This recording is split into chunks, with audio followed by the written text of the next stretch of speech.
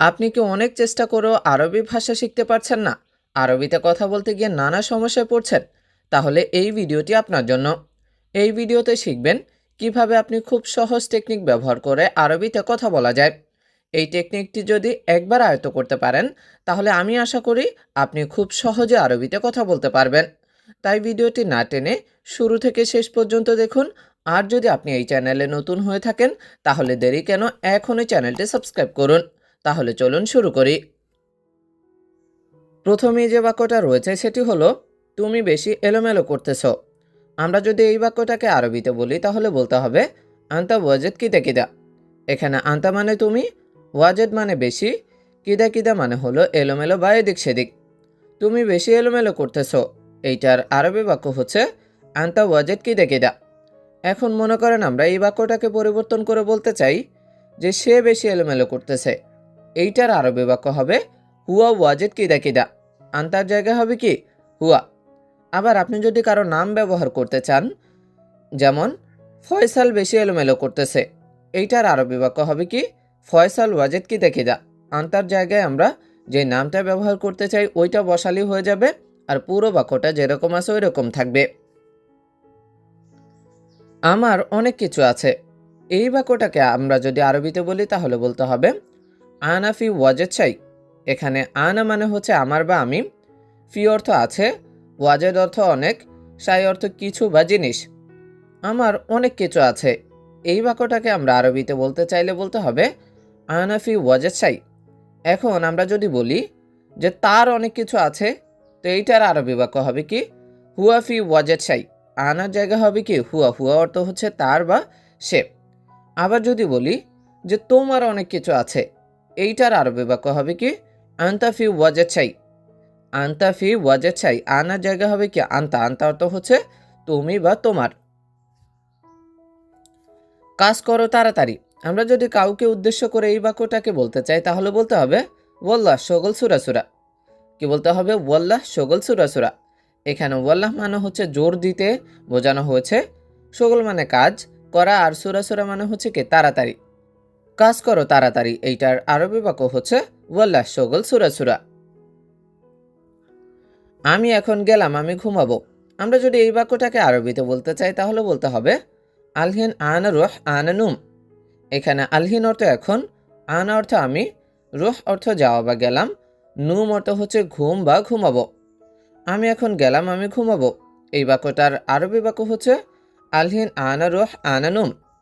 এখন আমরা আমি না বলে যদি বলি সে এখন গেল, সে ঘুমাবে, এই বাক্যটার আরবি বাক্য হবে কি আলহিন হুয়া রহ হুয়া নুম। কি বলতে হবে আলহিন হুয়া রহ হুয়া নুম। আবার আমরা যদি বলি যে তুমি এখন যাও, তুমি ঘুমাবে, এই বাক্যটার আরবি বাক্য হবে কি আলহিন আন্তা রহ আন্তা নুম।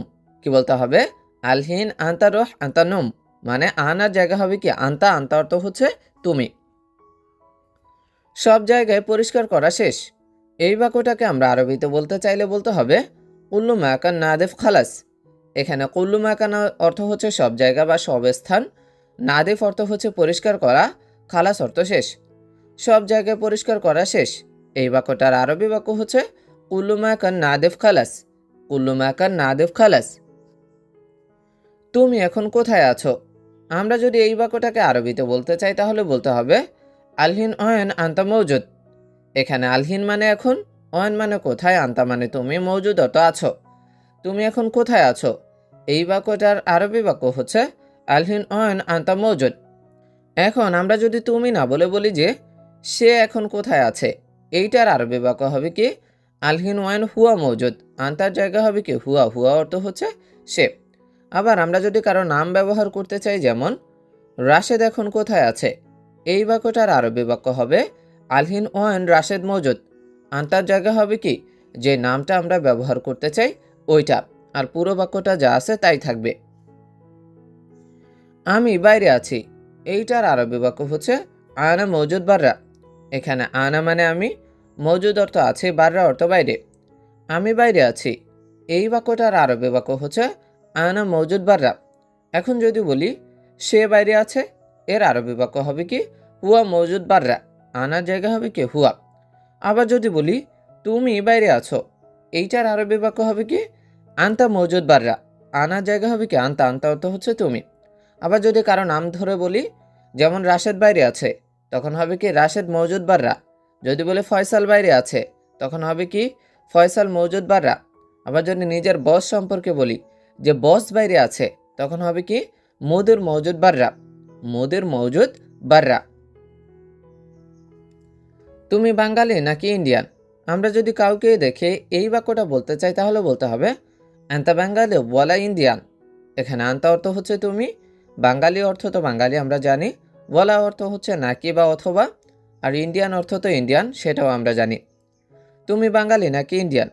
আমরা যদি এই বাক্যটাকে আরবিতে বলি তাহলে বলতে হবে আন্তা বাঙালি ওয়ালা ইন্ডিয়ান।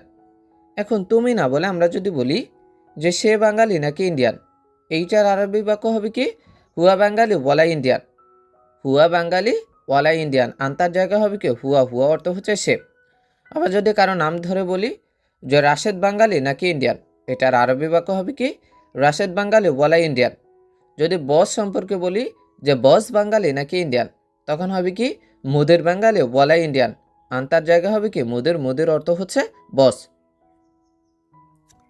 সম্ভবত তুমি বাংলাদেশি। আমরা যদি কাউকে দেখে এই বাক্যটা বলি তাহলে বলতে হবে মুমকিন আন্তা বাংলাদেশি। এখানে মুমকিন অর্থ হচ্ছে সম্ভবত, আন্তা অর্থ তুমি, বাংলাদেশি অর্থ তো বাংলাদেশি, সেটা আমরা জানি।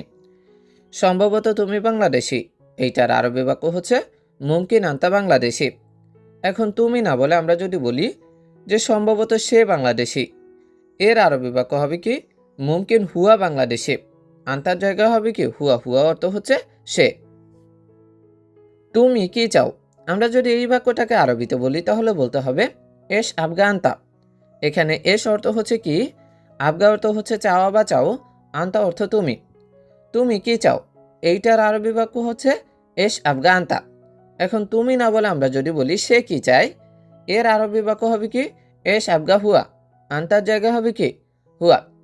আবার আমরা যদি কারো নাম ধরে বলি, যেমন রাশেদ কি চায়, এর আরবি বাক্য হবে কি এস আবগা রাশেদ।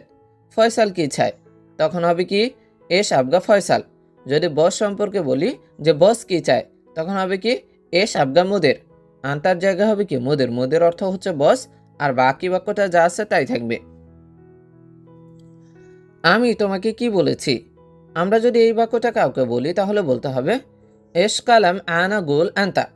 এখানে এস কালাম অর্থ হচ্ছে কি কথা বা কি, আনা অর্থ হচ্ছে আমি, গুল অর্থ বলা বা বলেছে, আন্তা অর্থ হচ্ছে তোমাকে বা তুমি। আমি তোমাকে কি বলেছি, এই বাক্যটাকে আরবিতে বলতে হবে এস কালাম আনা গুল আন্তা। এখন আমরা যদি তোমাকে না বলে বলি যে আমি তাকে কি বলেছি, এর আরবি বাক্য হবে কি এস কালাম আনা গুল হুয়া, আন্তার জায়গায় হবে কি হুয়া, হুয়া অর্থ হচ্ছে তাকে। আবার আমরা যদি নাম ধরে বলি যে আমি রাশেদকে কি বলেছি, এইটার আরবি বাক্য হবে কি এস কালাম আনা গুল রাশেদ, আন্তার জায়গায় আমরা যে নামটা ব্যবহার করব ওইটা বসাবো। আবার যদি আমরা বস সম্পর্কে বলি যে আমি বসকে কি বলেছি, এইটার আরবি বাক্য হবে কি এস কালাম আনা গুল মুদের, আন্তার জায়গায় হবে কি মুদের, মুদের অর্থ হচ্ছে বস। আস্তে আস্তে কাজ করো, এই বাক্যটার আরবি বাক্য হচ্ছে সইয়া সইয়া সগল। এখানে সইয়া সইয়া মানে হচ্ছে আস্তে আস্তে, সগল অর্থ হচ্ছে কাজ বা কাজ করা। আস্তে আস্তে কাজ করো, এইটার আরবি বাক্য হচ্ছে সইয়া সইয়া সগল।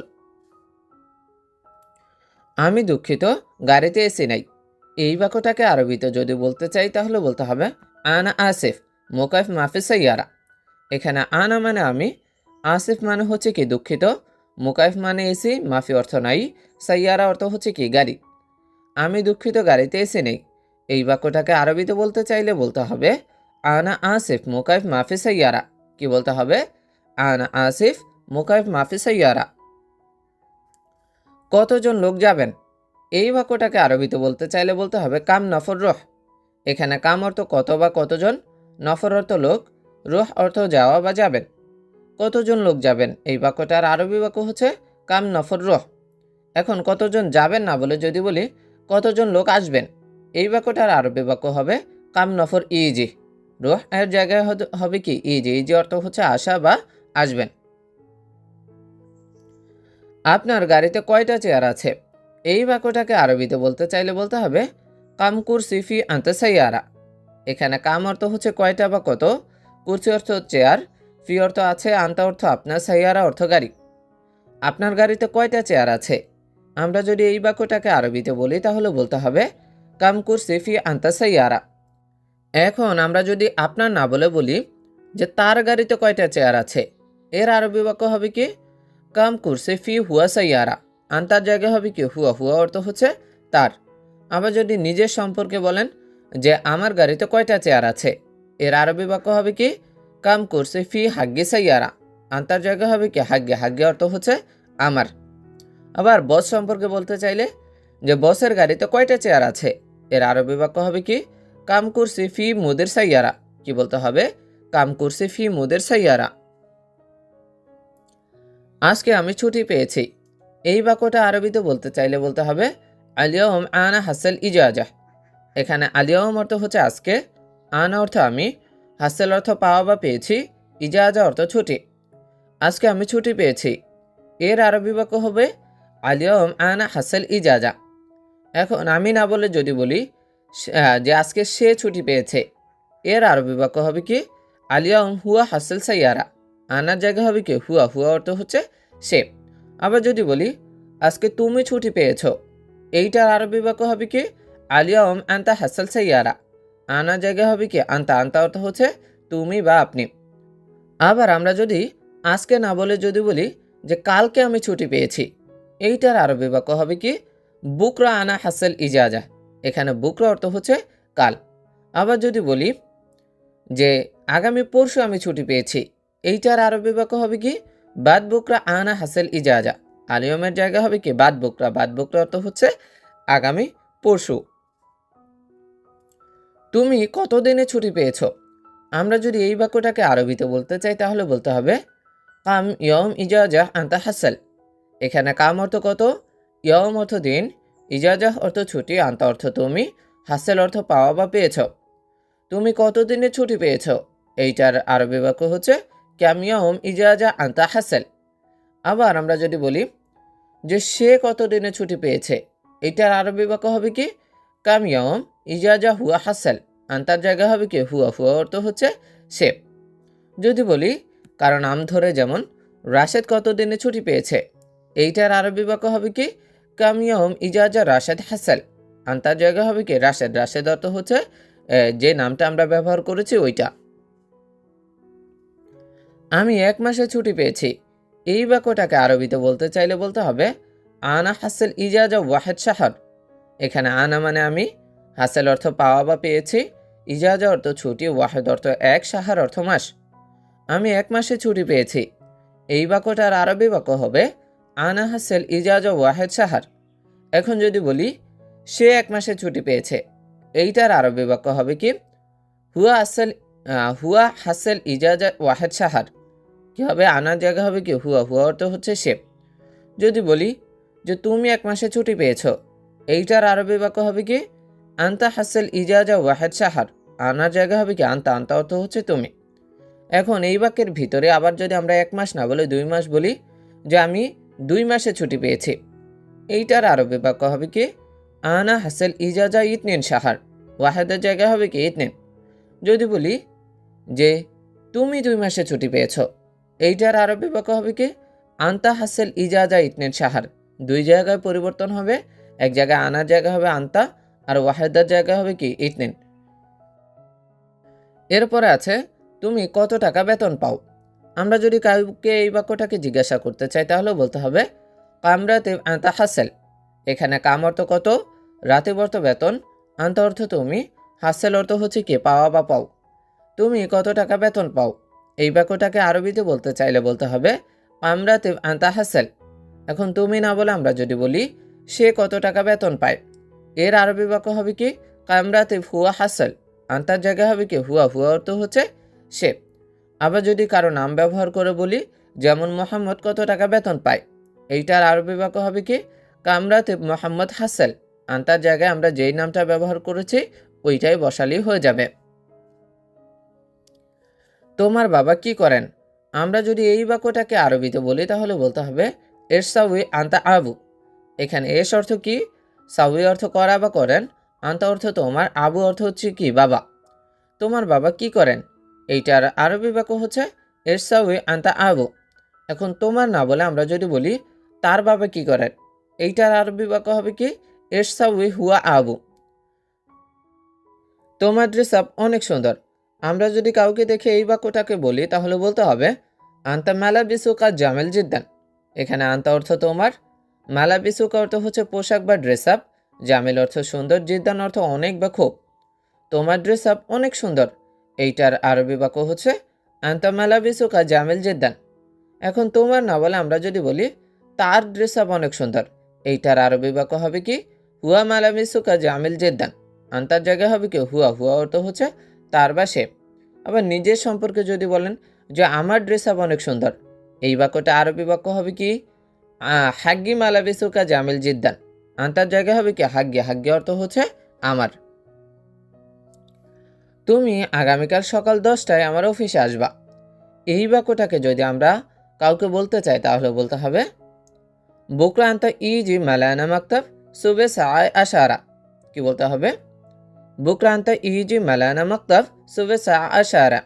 এখানে বুকরা অর্থ হচ্ছে আগামীকাল, আন্তা অর্থ তুমি, ইজি অর্থ হচ্ছে আশা বা আসবা, মালানা অর্থ আমার, মাকতাব অর্থ অফিস, সুবেহ অর্থ হচ্ছে সকালে, আর সায় আশারা অর্থ হচ্ছে কি 10টায়। আবারও দেখি আমরা, তুমি আগামীকাল সকাল 10টায় আমার অফিসে আসবা। এই বাক্যটার আরবি বাক্য হচ্ছে বুকরা আন্তা ইজি মালানা মাকতাব সুবে সায় আশারা। এক এক করে কাজ করো। আমরা যদি এই বাক্যটাকে আরবিতে বলি তাহলে বলতে হবে ওয়াহেদ ওয়াহেদ শগল। এখানে ওয়াহেদ ওয়াহেদ মানে হচ্ছে এক এক করে, শগল অর্থ হচ্ছে কি কাজ করা। এক এক করে কাজ করো, এই বাক্যটার আরবি বাক্য হচ্ছে ওয়াহেদ ওয়াহেদ শগল। তুমি শুধুমাত্র একবার বলো, এই বাক্যটার আরবি বাক্য হবে ফকত আন্তাগুল।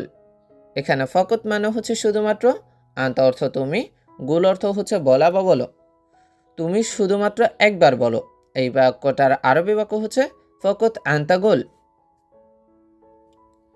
তোমার আগামীকাল ঢাকায় যাওয়া উচিত।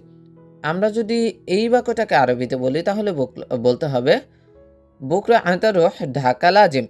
এখানে বুকরা অর্থ হচ্ছে আগামীকাল, আন্তা অর্থ তুমি, রোহ অর্থ হচ্ছে যাওয়া, ঢাকা তো ঢাকা, আর লাজিম অর্থ হচ্ছে অবশ্যই বা উচিত। তোমার আগামীকাল ঢাকায় যাওয়া উচিত, এই বাক্যটার আরবি বাক্য হচ্ছে বুকরা আন্তা রোহ ঢাকা লাজিম। এখন ঢাকার কথা না বলে আমরা যদি সৌদি আরবের কোনো শহরের কথা বলি, যেমন রিয়াদ, যদি বলি তোমার আগামীকাল রিয়াদ যাওয়া উচিত, এই বাক্যটার আরবি বাক্য হবে বুকরা আন্তা রোহ রিয়াদ লাজিম। ঢাকার জায়গা হবে কি রিয়াদ। আবার এই রিয়াদের কথা না বলে আমরা যদি বাজার, দোকান এরকম বলি যে তোমার আগামীকাল বাজারে যাওয়া উচিত, এই বাক্যটার আরবি বাক্য হবে কি বুকরা আন্তা রোহ সুক লাজিম। ঢাকার জায়গা হবে কি সুক, সুক অর্থ হচ্ছে বাজার। যদি দোকানের কথা বলি যে তোমার আগামীকাল দোকানে যাওয়া উচিত, এই বাক্যটার আরবি বাক্য হবে কি বুকরা আন্তা রোহ বা কালা লাজিম। ঢাকার জায়গা হবে কি বা কালা অর্থ হচ্ছে দোকান। আবার কাজের কথাও যদি বলি যে তোমার আগামীকাল কাজে যাওয়া উচিত, এই বাক্যটার আরবি বাক্য হবে কি বুকরা আন্তা রোহ শগল লাজিম। ঢাকার জায়গা হবে কি শগল, শগল অর্থ হচ্ছে কাজ। এখানে কাজ অনেক বেশি, এই বাক্যটাকে যদি আরবিতে বলি তাহলে বলতে হবে হুনা ওয়াজেদ শগল। এই বাক্যে হুনা অর্থ এখানে, ওয়াজেদ অর্থ অনেক বেশি, শগল অর্থ হচ্ছে কি কাজ। এখানে কাজ অনেক বেশি, এই বাক্যটার আরবি বাক্য হচ্ছে হুনা ওয়াজেদ শগল। আজকে আমি অনেক বেশি ব্যস্ত। আমরা যদি এই বাক্যটাকে আরবিতে বলি তাহলে বলতে হবে আলিয়াউম আনা ওয়াজেদ মশগুল। এখানে আলিয়াউম অর্থ হচ্ছে আজকে, আনা অর্থ আমি, ওয়াজেদ অর্থ হচ্ছে কি অনেক বেশি, মশগুল অর্থ হচ্ছে কি ব্যস্ত। আজকে আমি অনেক বেশি ব্যস্ত, এই বাক্যটাকে আরবিতে বলতে চাইলে বলতে হবে আলিয়াউম আনা ওয়াজেদ মশগুল। এখন আমি না বলে যদি বলি যে আজকে সে অনেক বেশি ব্যস্ত, এইটার আরবি বাক্য হবে কি আলিয়াউম হুয়া ওয়াজেদ মশগুল। আনার জায়গা হবে কি হুয়া। আবার যদি বলি আজকে তুমি অনেক বেশি ব্যস্ত, এইটার আরবি বাক্য হবে কি আলিয়াউম আন্তা ওয়াজেদ মশগুল। আনার জায়গা হবে কি আন্তা, আন্তা অর্থ হচ্ছে তুমি। আবার যদি বস সম্পর্কে বলি যে আজকে বস অনেক বেশি ব্যস্ত, এই বাক্যটার আরবি বাক্য হবে কি আলিয়া ও মুদির ওয়াজেদ মশগুল। আনার জায়গায় হবে কি মুদির, মুদির অর্থ হচ্ছে বস। তো আমি, তুমি, সে, বস এগুলা তো পরিবর্তন করলাম। তো এখন যদি আজকে পরিবর্তন করি, যেমন আজকে না বলে আমরা যদি বলি কালকে আমি অনেক বেশি ব্যস্ত, এই বাক্যটার আরবি বাক্য হবে কি বুকরা আনা ওয়াজেদ মশগুল। আবার যদি বলি কালকে সে অনেক বেশি ব্যস্ত, এইটার আরবি বাক্য হবে কি বুকরা হুয়া ওয়াজেদ মশগুল। দুই জায়গায় পরিবর্তন হবে, আলিয়মের জায়গা হবে কি বুকরা, আনার জায়গা হবে কি হুয়া, আর বাকি বাক্য যেরকম আছে ওই রকমই থাকবে। আবার যদি বলি কালকে রাশেদ অনেক বেশি ব্যস্ত, এইটার আরবি বাক্য হবে কি বুকরা রাশেদ ওয়াজেদ মশগুল, বুকরা রাশেদ ওয়াজেদ মশগুল।